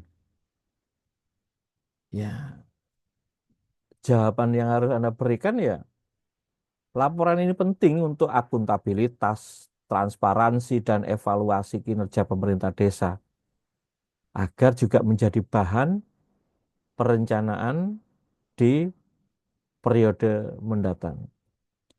Terus kalau ada pertanyaan, siapa yang bertanggung jawab pada laporan, penyusunan laporan? Jawaban Anda ya, tim pelaksana kegiatan yang bertanggung jawab, ya, dengan pengawasan dari Badan Permusyawaratan Desa BPD. Dasar hukumnya apa penyusunan laporan ini? Undang-Undang Nomor 6 Tahun 2014 yang pasti. Peraturan pemerintahnya PP 43 2014 yang diubah di PP 47 2015, Permendagri 20 2018, Permendes 21 tahun 2020, dan Perbub Perwali. Itu saudara-saudara yang bisa saya sampaikan. Ada pertanyaan?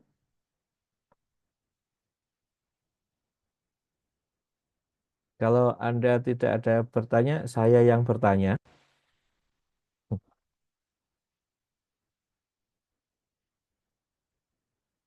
Oke, saya yang bertanya atau Anda yang bertanya ini?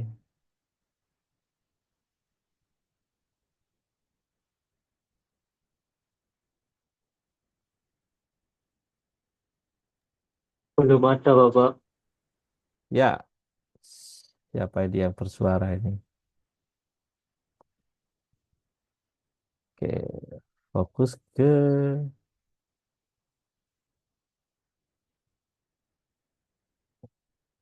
silakan yang bertanya. Raise hand boleh raise hand.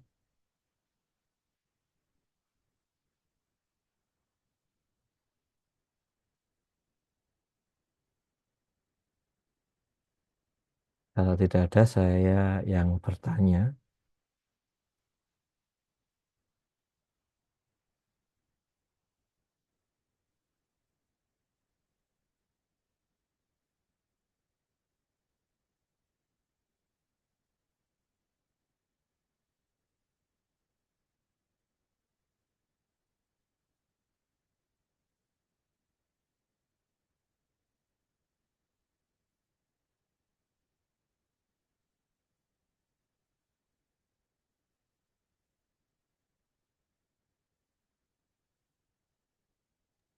Izin bertanya, Pertanyaan. Bapak. Boleh, silakan. Ayo. Saya ingin bertanyakan kalau misalkan ada kayak realisasi sama narasi dalam pelaporan itu kan mungkin ada yang beda. Kalau misalkan antara realisasi fisik pembangunan dan narasi dalam laporan resminya itu ada perbedaan, biasanya desa itu cara menanganinya seperti apa, Pak? Atau dibuat agar narasi dengan realitanya itu dibuat tidak terlalu berbeda jauh. Apakah desa itu juga kadang mengakali laporan-laporan hasil kegiatan seperti itu, Pak? Terima kasih. Oke, terima kasih Angka. Jadi, seperti yang saya sampaikan sebelumnya, hal seperti itu contoh tadi itu. Apa snack box ya. Snack boxnya direncana ini dokumen perencanaan dipegang, dokumen pelaksanaan dipegang. Perencanaan snack box 15.000. Di laporan itu ditulis 15.000 bener nih. Nah, ketika divalidasi ke cateringnya, berapa ini Bu catering? 12.005 atau 13.000. Ya, penyelesaiannya dua. Ini dikoreksi oleh panitia pembangunan, ya, pelaksana kegiatan pelatihan ini, atau ya tadi itu seringkali diselesaikan secara apa istilahnya itu, tahu sama tahu gitu, atau ya wis lah cincai lah. Dan ini kan tidak benar. Idealnya ya harus dikoreksi. Laporanmu narasinya 15.000, faktualnya kok 13.000. Nah, yang menyesuaikan narasi atau faktual?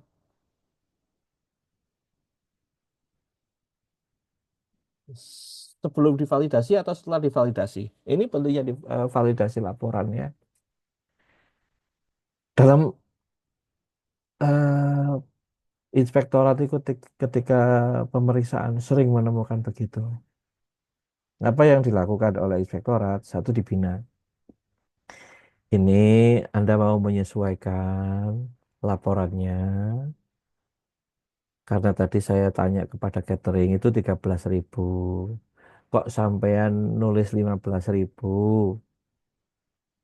Laporannya diperbaiki ya. Oh, enggak mau. Ya, ini jadi temuan dan ini bisa disebut sebagai korupsi.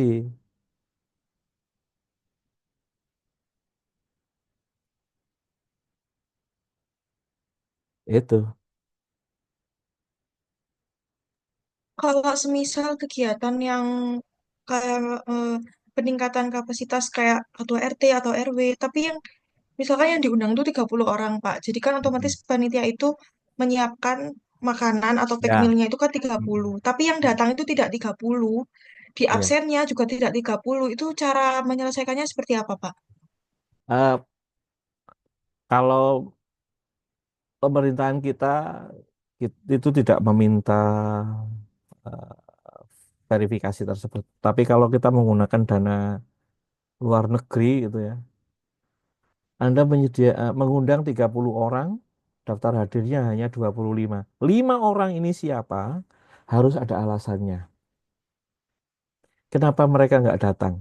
Makanan sudah dipesan 30, nggak apa-apa.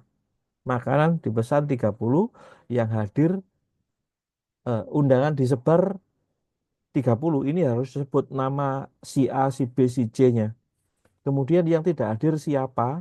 Misalkan yang tidak hadir Kurniawan. Kenapa Kurniawan tidak hadir? Kenapa Angga tidak hadir? Kenapa Jovan tidak hadir? Itu harus ada reasoningnya. Jadi perbaikannya di situ.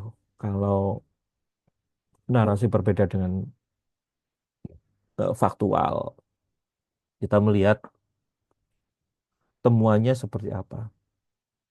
Contoh lagi, pembangunan jalan gitu ya. Direncanakan panjangnya 1 kilometer, ya, paving 1 kilometer. Ternyata yang setelah diukur itu cuma 999, kurang 1 meter nih.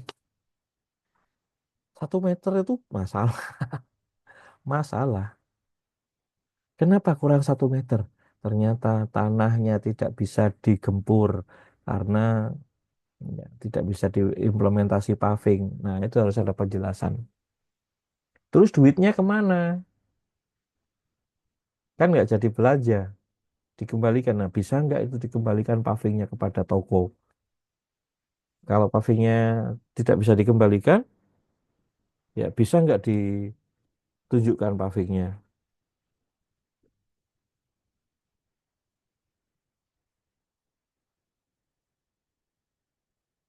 Seperti itu angka. Baik, terima kasih, Pak. Ya. Oke. eh ini ada 4 pertanyaan dari saya nih. Boleh dibantu menjawab enggak nih? Pertanyaan saya tentang penyusunan. Ya, saya tampilkan keempat-empatnya ya. Anda boleh menjawab salah satu di antaranya. Pertanyaan pertama, apa saja tahap dalam penyusunan laporan? Bagaimana caranya agar analisa data bisa efektif? Lalu pertanyaan ketiga, sumber data apa saja yang diperlukan? Yang keempat, apa saja komponen yang harus ada dalam laporan? Silakan ditulis 4 pertanyaan ini, boleh menjawab satu di antara 4 pertanyaan. Yang aktif menjawab, saya langsung rekomendasi nilai A.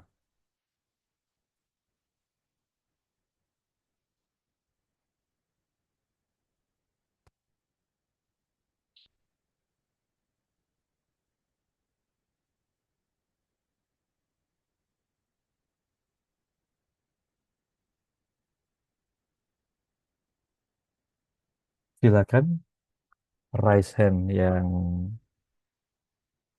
mau menjawab. Clear pertanyaan saya? Apa perlu diulang?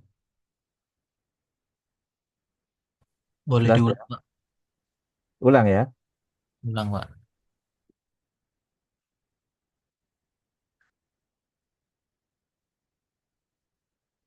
Saya share dulu.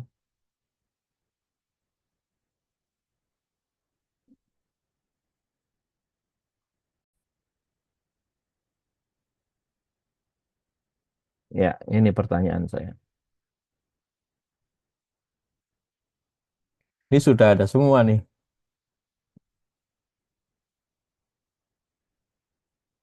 Siapa cepat dia dapat yang raise hand Saya sini. ingin Oke, jawab raise hand. yang apa saja tahapan dalam penyusunan laporan. Oke, Mariatul, saya catat dulu.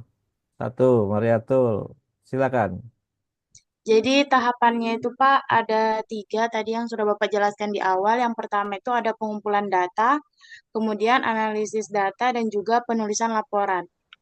Jadi dalam penyusunan laporan itu yang pertama mengumpulkan data artinya informasi-informasi terkait kegiatan yang mungkin sumber-sumbernya itu relevan dengan laporan itu akan dikumpulkan menjadi satu kemudian dianalisa yang yaitu pada tahapan kedua analisis data di mana di dalam analisis data ini data-data tersebut harus dianalisis untuk diolah menjadi gambaran yang lebih tertata, artinya pemetaan terkait laporannya. Kemudian dilanjutkan dengan penulisan laporan.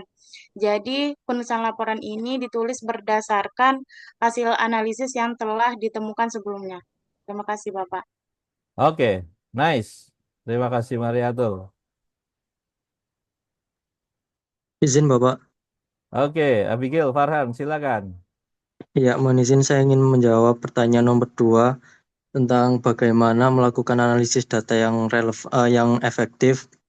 Ya, Dari presentasi Bapak tadi, cara melakukan analisis data yang efektif itu yang pertama dengan melakukan verifikasi, Bapak. Jadi, ya, perlu dilakukan verifikasi untuk memastikan bahwa data yang dikumpulkan itu benar dan konkret dan tidak oke. ada kekeliruan. Yang kedua, melakukan validasi. Jadi, memastikan bahwa data itu sesuai dengan apa yang terjadi di lapangan. Dan yang ketiga, melakukan interpretasi, yaitu memberikan penjelasan terhadap data yang sudah divalidasi sebelumnya.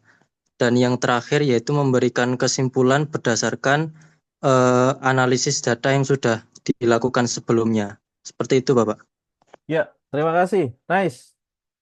Terima kasih Farhan. Masih tersisa dua pertanyaan. Ayo, silakan. Bapak izin menjawab yang pertanyaan nomor Naswa, 4. silakan Naswa.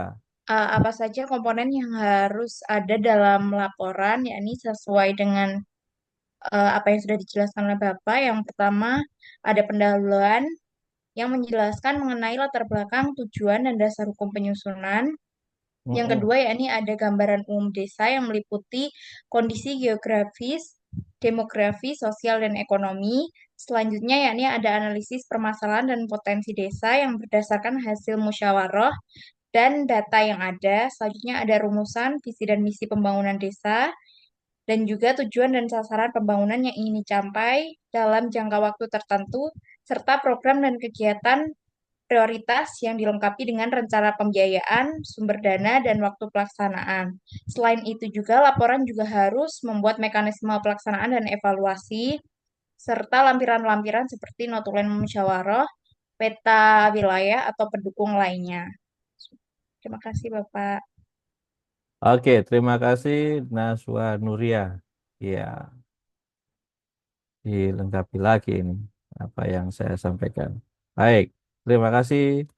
Satu pertanyaan tersisa. Pertanyaan ketiga nih. Belum ada yang merebut.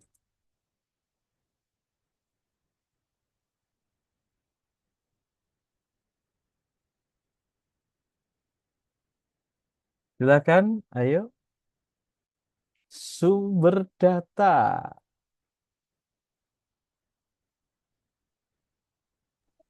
Bapak izin menjawab. Oke, Naya silakan. Sumber data yang diperlukan diantaranya yang pertama dokumen perencanaan dan anggaran, kemudian catatan pelaksanaan kegiatan, hasil survei kepuasan masyarakat, dan yang terakhir transkrip wawancara dengan pemangku kepentingan. Oke, boleh, boleh, boleh. Ya, terima kasih Naya Salsabila. Keempat pertanyaan sudah terjawab. Baik, jadi apa saja tahapannya? Bagaimana disampaikan tadi, mengumpulkan data, menganalisis, menulis laporan. Kemudian bagaimana eh, analisa data yang efektif? Ya, diverifikasi, divalidasi, dan diinterpretasikan. Agar tadi ketemu tuh. Kalau tidak divalidasi, snack box 15.000 nanti ya kita terima aja itu. Padahal harganya 13.000. Sumber-sumber datanya ya dari dokumen, catatan, survei, wawancara, observasi lapangan, transkrip. Ya, semakin beragam sumber data penting, ini semakin komprehensif laporannya. Komponen laporan ya ada pendahuluan, kemudian daftar isi, pelaksanaannya, hasil kegiatan, penutup disertai lampiran-lampiran. Pastikan komponen-komponen tersebut punya fungsi dan kontennya spesifik yang saling melengkapi. Itu. Nah, saya ada pertanyaan. Gimana yang nggak patuh dengan pelaporan?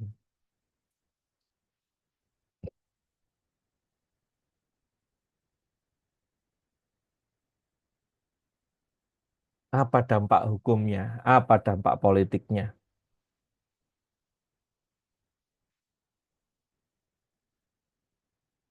Ya, pasti ada dampak hukum dan pasti ada dampak politiknya. Ketika desa tidak menyampaikan laporan pertanggungjawaban, ketika panitia tidak menyampaikan laporan pelaksanaan pembangunan, ada sanksi administratif, ya. Dana desa ditunda. Kemudian dipastikan ada pemeriksaan khusus dari inspektorat lebih mendalam sebelum BPK turun. Nanti BPK turun bisa lebih jauh lagi ke KPK. Kenapa? Karena ini pelanggaran terhadap undang-undang. Yang keempat ya ada tuntutan hukum dari masyarakat ke pidana nanti. Secara politis pasti akan menurunkan kepercayaan masyarakat kepada pemerintah desa. Yang kedua ada konflik pasti ini dengan BPD dengan masyarakat. Karena BPD ini kadang anggotanya adalah orang yang pernah mencalonkan tapi nggak kepilih gitu kan. Oh pasti akan tarung itu. Yang ketiga ya melemahnya legitimasi kepemimpinan dan menghambat proses demokratis desa.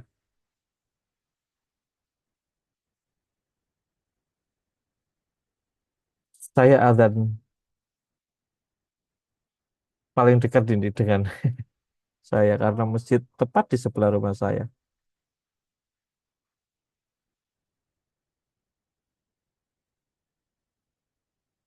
Break dulu ya.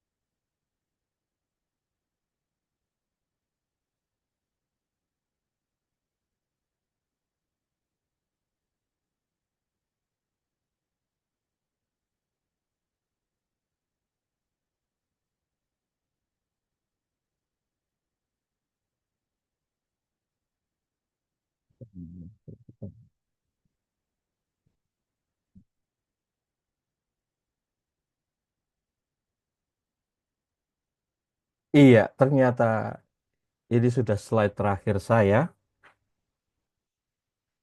Penting nggak sih laporan? Ya penting lah.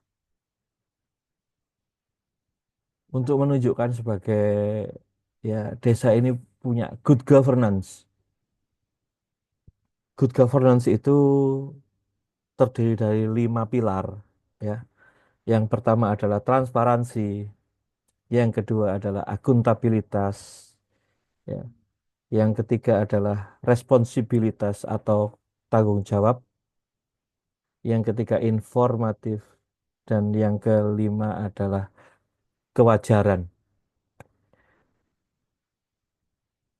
Kalau pemerintah desa ingin menunjukkan bahwa dia memiliki tata kelola yang baik, ya, ya harus menyampaikan laporan pertanggungjawaban di setiap pembangunan yang dilakukan. Menyusun laporan memang butuh pendekatan yang lengkap, komprehensif, ya. Semua aspek dari regulasi, dari teknis, partisipasi, dan harus seimbang ketiga-tiganya. Dan desa tidak boleh kemudian tidak melakukan pembangunan berkelanjutan, tidak memberikan pembelajaran, ya. Penyusunan pelaporan ini ya harus dievaluasi terus-menerus. Kami di sini pun yang mendampingi Dinas Pemberdayaan juga ya terus mengevaluasi, membina terus mereka-mereka yang masih belum bisa menyajikan laporan sebagaimana kaidah. Penyusunan laporan kegiatan ini bukan sekedar formalitas administratif, tapi ini bentuk bagian integral, ya, sebagai pembangunan desa yang berkelanjutan. Laporan yang baik ini akan menjadi dasar perencanaan pelaksanaan pembangunan desa yang lebih baik di masa-masa yang akan datang. Ini yang bisa saya sampaikan di diskusi kita kali ini. Ada pertanyaan lagi, teman-teman? Oke, kalau tidak ada, saya pikir ya ini pertemuan kita ya. Ratna kalau ngantuk, pas kelangopan ditutupi mulut. Khawatir saya recorded ini soalnya, ya. Recorded. Nanti kalau kebaca Bu Umi gimana? Iya. Baik, loh langsung off cam. Baik, terima kasih teman-teman atas perhatiannya. Ya, Farhan jangan digelap-gelap begitu. Oke, kalau boleh kita on cam dulu. Saya butuh untuk melakukan foto layar.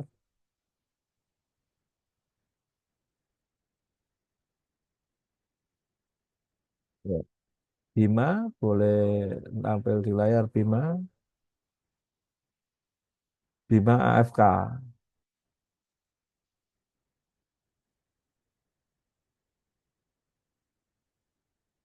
Ya, ini satu layar aja nih.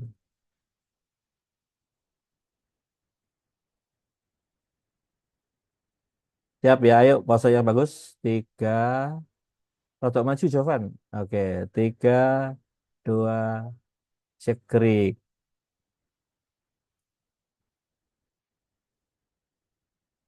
Baik,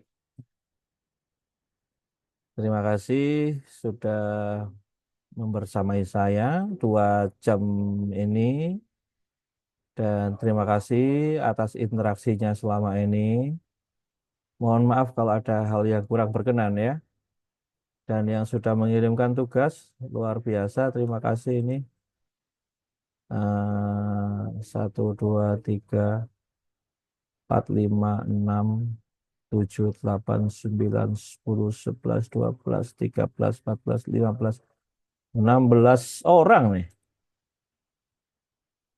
Jumlah kelas cowok berapa orang? 20. 9, 20, Bapak. 20, kurang 4 nih. Baiklah, saya Berterima kasih atas segala yang sudah Anda berikan, perhatiannya, interaksinya. Saya mohon maaf ya kalau ada hal yang kurang. Kita boleh diskusi di grup Telegram kalau ada hal-hal yang perlu ditanyakan. Kalau saya ada info-info menarik terkait dengan pembangunan desa, peluang-peluang yang ada di desa, ya. Ini koperasi desa ini butuh pendamping desa banyak ini. Saya sedang recruiting banyak, cuman ya mencari ya kualitas. Gitu teman-teman, terima kasih, mohon maaf. Kita akhiri dengan alhamdulillah bersama-sama. Alhamdulillah. Alhamdulillahirabbil Rabbil alamin. alamin. Sukses buat Anda Terima kasih, dimanapun, Pak. kapanpun. Terima kasih Bapak. Sukses kelas Terima ceweknya. kasih Semoga Bapak. Terima Anda kasih, Pak. bermanfaat di desa Anda masing-masing nantinya. Terima kasih. Assalamualaikum Terima kasih warahmatullahi Pak. wabarakatuh. Terima Waalaikumsalam kasih, Pak. warahmatullahi Waalaikumsalam wabarakatuh. warahmatullahi Terima kasih wabarakatuh. Pak.